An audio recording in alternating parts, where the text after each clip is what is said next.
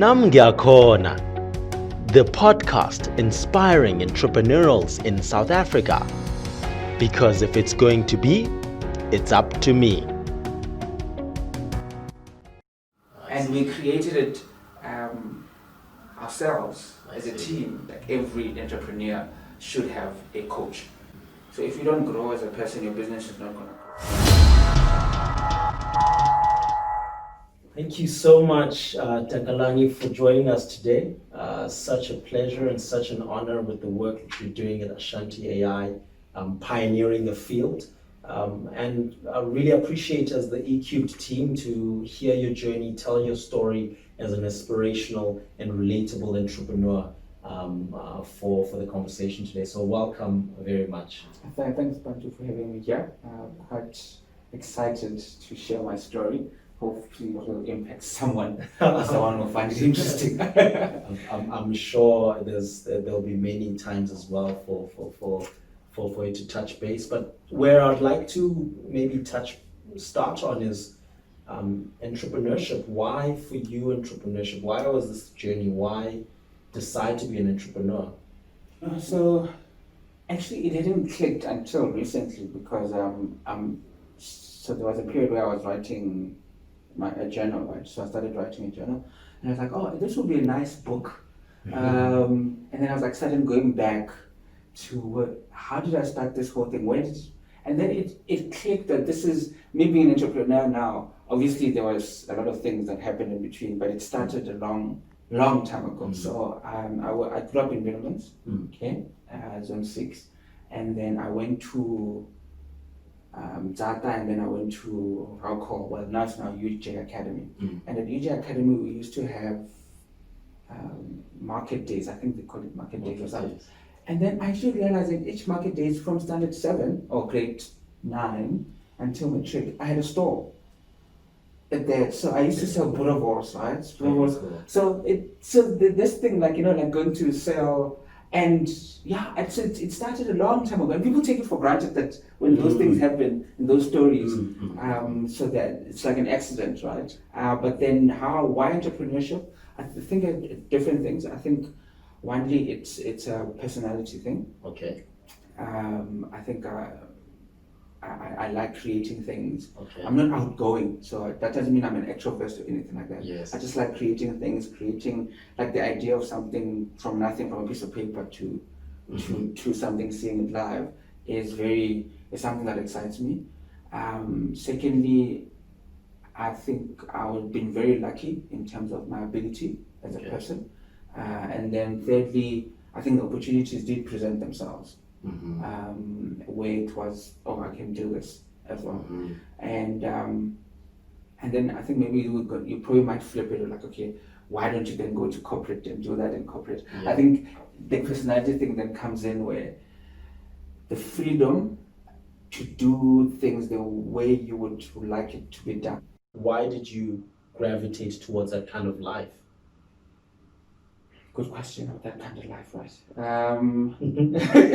Because entrepreneur life is not. Yeah, it's not as glamorous as everyone would think it is.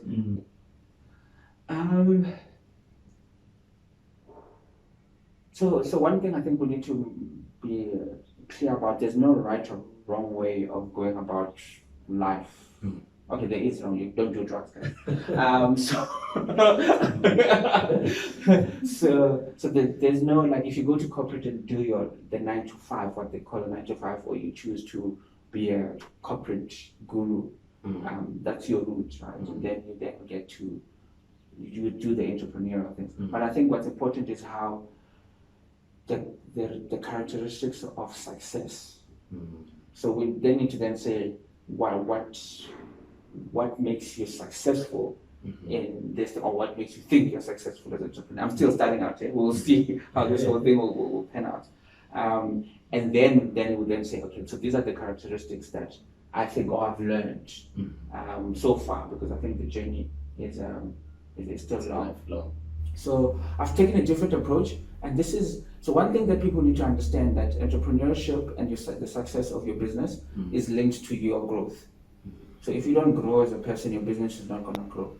So if you are still on a 3-man shop and you don't develop yourself. And when I say develop yourself, I don't say go read 20 books on data science and know that. I mean, like, develop yourself even outside of that, right? So how to be a good leader, how to do all of those things, and how to be an effective business person. So that's number one. So I think characteristics of deliberately growing yourself or investing in your own growth. Okay, those small things that I think eventually, and I know it's not eventually, like every entrepreneur should have a coach. Okay. Every entrepreneur should have a mentor. Okay. Right. And if you look at the most successful entrepreneurs in the world, all of them, Steve Jobs, he lists all the mentors that he used to have and the coaches that he used to have. Elon Musk, Bill Gates, all of them, even Mark Zuckerberg, every person that you see there, and even if you go to corporate, right, your big CEOs, they've got mentors and they've got coaches, because I'm a very technical person, type A, there are skills for you to grow your business and be good with that you can only get from looking from other people. And there are people who've walked this journey before that you need guidance from. I don't care who you are. Like even is it Warren Buffett? Yeah. Josh Graham. Yes. Is his coach? No, he was his coach because he was the father of investing. Yes. So this, I mean, so these people, that's number one. So I've deliberately tried to make sure that I've got enough coaches. And it's not people that you need to pay all the time, right? Even the people in your family. So my mom is my other coach, by the way. And then you've got friends that have gone through the entrepreneurial journey that that are my coaches as well. So that's one. So you talk to them and share your story and then they give you tools. And some people are very good at different tools, right? So to me, every problem is in my life or at work is a project. And you not everything is a project in life. You know what I mean? So you don't have like a problem statement, then you're like, okay, this is some things you just need to weigh them out. Sure. Being a good manager or being a good leader is a journey. So it can't be a project. You know, you don't have to take five books, then you're a good manager. So that's number one. Number two is discipline. And I've only it actually clicked to me how important discipline was. Just recently. And you know, I did say that I've now started having my day I know how my day is gonna go, or my week, because on Sundays I plan my week, but my week are very standard. So I know if between 4 and 5 I'm running, and then there's meditation, and then you've got a free block, then you've got your first meeting, second meeting, this is my free time, this is my lunch. Then that becomes a routine, right? Then you don't need to, and then your body gets used to that. So that's the discipline, number two. So I think if you then look at successful people, they're very disciplined individuals, right? And even in your approach of developing products, you need to be disciplined, or projects, right? So you need to make sure you've got the stage one is like, make sure your problem statement is done, your solution, your documentation. So the more disciplined you become, the more successful everything, like things will start flowing. And coming back to this morning, I was running. So I used to run a lot when I was in Cape Town, and then I started running like recently. And in the past 2 to 3 months I've been running, but in the beginning it was tough, right? And it's only now that I realize that it's because I've been consistent that I've become actually better. Like you can actually see the graph of my pace. And then I was like, I force myself every morning to actually run. And then this is where the 1% thing comes in. Where, you know, every day if you're 1% better than yesterday, by the end of the year you'll be like, So those are the principles that I'm trying to instill at the moment. Because I really liked what you said about, you know, saying there isn't a perfect role. Like entrepreneurship or starting your own business is not the only success. You can be entrepreneurial in the corporate space. You can be entrepreneurial in academia. Why is growth important? What does it mean for you? When did you start thinking or in that way? Like when did it click for you that's important for you? It clicked during lockdown. No, it's been something that I've been aware of, but I think it became very real, like concrete. Yeah, because if Takalani is thinking of making sure that Ashanti is multinational, like global, the Takalani that's running a 5-10 man show cannot be a CEO of a multi-global as the same person who's sitting here. Do you understand what I mean? So which means you need to grow yourself, how you work, how you see the world, to be someone who is running a multinational. So that vision, that purpose and that vision, you have to have that vision. Yes. Because you saying there's a vision, there's a difference between that vision and who you are now. Yes, no, definitely. Like if you get, for example, I can't be CEO of Old Mutual right now. I'm just not equipped. Yes. But you're building an Old Mutual. It's basic. Right? There's such a strong connection that you are making between your purpose and achieving your purpose, and these characteristics, and one of them is having a growth mindset. But one area is being inquisitive, which is also a characteristic, and then you go after the knowledge. And then another one is actually seeing or having people support you, and having people coach you, mentor you. Were in high school, what then changed and made you say, okay, this is a gift, and and it makes me teachable, and now converting it into, I must be deliberate about it. Like you know, it was subconscious, and now it sounds like I must be deliberate about it. Do you think that that's something that resonated with you back then, if you said that you must be deliberate about it? No, so then I wasn't really being deliberate about it, right? But the reason for me being deliberate about it now, there's a specific reason. So I'm part of there's a new, I wouldn't call it a trend, but I think what started was software, right? So it's like platform, and then we had like social networks, and then software as a service, and now it's communities, right? So that's the new business model, creating communities, right? So you pay to be part of this community, and so I'm part of this community in Joburg of these tech guys, like intense, right? And then I think what then happened is that I've realized that even as a South African black child, I can dream to build a company as big as Facebook, and I think it's possible, right? So that's number one.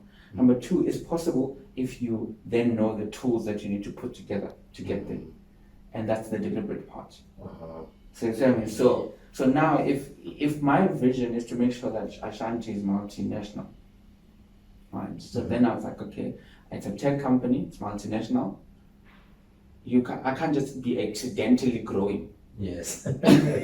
You know what I mean? So they need to be like, what is required for someone to run a very successful multinational leading company?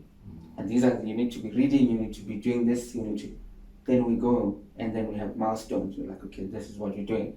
We get to know each other, yourself. I mean, you get to know yourself, your blind spots, and you then get to, how do you become a leader? How do you learn from your Elon Musk, and like how he actually. And so do you think, when you studied physics and whatever, but he's taking stuff to the moon. So then how do you approach? So if I'm an actuary by profession, but I'm running a tech and software company, then like, how do I learn to make sure that I'm actually effective as a leader and actually leading a team? So these are you need to be very deliberate about it. It's not something that you stumble upon it and then become a CEO of a big company. That's powerful that you mentioned. I mean, you mentioned connecting the vision. What are the skills that you think are important to learn in the 21st century? What are those tools that you see helped you and empowered you to work in the 21st century industry? So when individuals are asked that question, they tend to they want to be specific on the subject, right?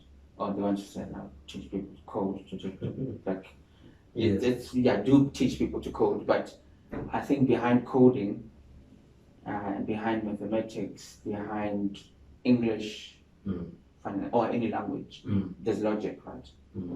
So teaching individual's logic is very important. That's number one. Mm-hmm. I think those are the skills I don't know how. It's very difficult for me to then say make sure people code, because then we're like half the schools nobody can there's computers and all of those things. Sure. But I think problem solving skills are vital.